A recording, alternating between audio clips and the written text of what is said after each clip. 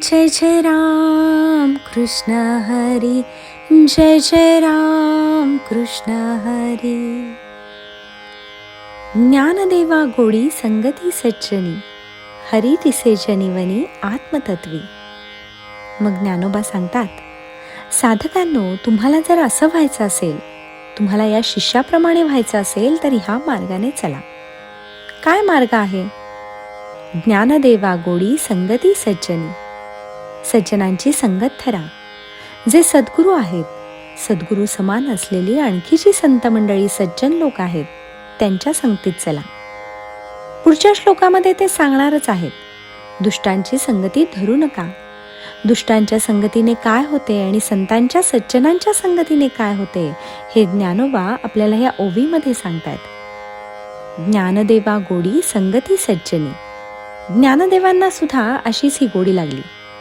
कुणाची? संत संगतीची. सज्जनांच्या संगतीने गोडीने ज्ञानोबांना सुद्धा असाच लाभ झालेला आहे. मग ज्याला सद्गुरूकडून असा लाभ होतो त्याचे स्वरूप कसे असते ते पुढे आणखी सांगतात. हरी दिसे जनिवनी आत्मतत्वी. मग ह्या शिष्याला जनात आणि वनात तो जेथे जेथे जाईल तेथे तेथे त्याला हरीच दिसतो, तो आत्मा दिसतो.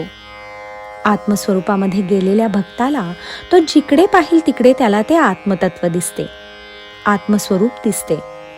आपल्यासारख्या जीवभावामध्ये असलेल्या साधकांना लोकांमध्ये गेले असता लोकच दिसतात, परंतु हा जो शिष्य आहे, ज्याला संत संगती प्राप्त होऊन त्याला तो आत्मबोध झालेला आहे, तो जनामध्ये लोकांमध्ये जरी गेला किंवा एकांतात वनामध्ये जरी गेला तरी त्याला जिकडे तिकडे आत्मतत्वाशिवाय काहीच दिसत नाही. ही अशी स्थिती म्हणजे काय सामान्य अवस्था आहे का? ज्ञानोबा जेव्हा काही सांगतात तेव्हा ते सामान्य अवस्थेतलं सांगतच नाहीत, कारण ज्ञानोबा हे पूर्वजन्माचेच तयार झालेले असे साधक आहेत. या जन्मामध्ये केवळ त्यांना सद्गुरूंची प्राप्ती करून घ्यायची होती, बस तेवढ्याच साठी त्यांनी हा देह घेतला आणि त्यांना सद्गुरूंना शोधावे लागले नाही. आपल्या घरातले वडील बंधू निवृत्तीनाथ महाराजच सद्गुरू म्हणून प्राप्त झाले, त्यांच्याकडून दीक्षा झाली. आता तुम्ही सांगा, कोणता योग त्यांनी अभ्यासला असेल? तेव्हा ही जी विद्या आहे ती आपली शक्तिपात विद्याच आहे. ही आपली कुंडलिनी सिद्ध महायोगाची विद्या आहे. हा कुंडलिनी सिद्ध महायोग त्यांना आपल्या गुरुकडूनच घरामध्ये प्राप्त झाला आणि त्यांना आत्मबोध प्राप्त झाला. आता जे लोक अशा पद्धतीने वर सांगितलेल्या सज्जनांच्या संगतीमध्ये गेल्यानंतर त्यांना जे प्राप्त होते ते सांगितले. आता ज्ञानोबा याच्या उलट सांगतात. ते म्हणतात, उलट का सांगावं लागतं? तर दोन्ही पद्धतीने आपल्या चित्तामध्ये एखादी गोष्ट ठसवावी लागते. जसे काही वेळेला विरोधी भाव, विरोधी चित्र, विरोधी रंग अधिक उठून दिसावा म्हणून त्याच्या पार्श्वभूमीला काळा रंग द्यावा लागतो.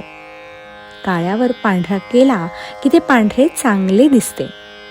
म्हणून तुम्ही बघा, मुलांच्या ज्या पाट्या असतात त्या काळ्या असतात, कारण पांढऱ्या पाटीवर तो पांढरी अक्षरे कशी लिहू शकणार? म्हणून पांढरे अक्षर उठून दिसावे यासाठी त्याला पार्श्वभूमी काळी लागते. म्हणून आत्मप्राप्ती होण्यासाठी साधकाने संतांची संगती करावी असे ज्ञानोबा सांगतात. जय जय राम कृष्ण हरी, जय जय राम कृष्ण हरी.